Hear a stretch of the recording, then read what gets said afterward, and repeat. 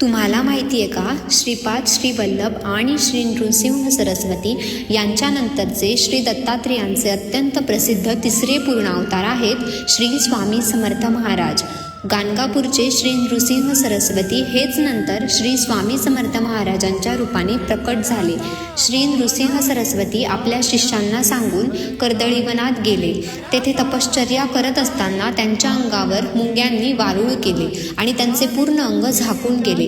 कित्येक वर्षांनी एक लाकूड तोड्या त्या वनात लाकडे तोडत असताना त्याच्या कुऱ्हाडीचा निसटता वार त्या वारुळावर बसला आणि कुऱ्हाडीच्या पात्याला रक्त लागलेले पाहून तो घाबरला आणि त्याने वारूळ उकरले. त्यातून श्री नृसिंह सरस्वती हेच अक्कलकोटचे स्वामी म्हणून बाहेर पडले. मी नृसिंह भाण असून श्रीशैल्यम जवळील कर्दळी वनातून आलो आहे, हे स्वामींच्या तोंडचे उद्गार ते नृसिंह सरस्वतींचा अवतार असल्याचे सुचवतात. कर्दळी वनातून ते प्रकट झाले आणि त्यांनी 19व्या शतकात अक्कलकोटमध्ये 22 वर्षे वास्तव्य केले. भिवू नकोस, मी तुझ्या पाठीशी आहे, हा त्यांचा संदेश आजही भक्तांना आधार देतो. म्हणून सध्याच्या काळात श्री स्वामी समर्थ महाराज लाखो लोकांच्या श्रद्धेचा आधार बनले आहेत.